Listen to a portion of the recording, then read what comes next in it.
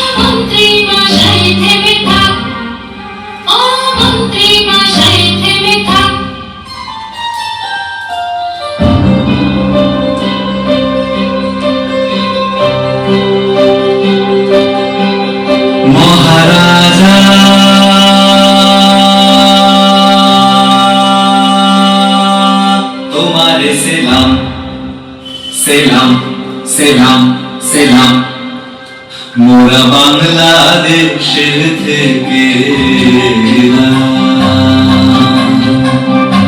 মোরা সাদা সিধা মাটির মানুষ, দেশে দেশে যায় মোদের নিজের ভাষা ভিন্ন, ভাষা জানা নাই মহারাজা রাজা মশাই, তবে জানায় আছে ভাষায়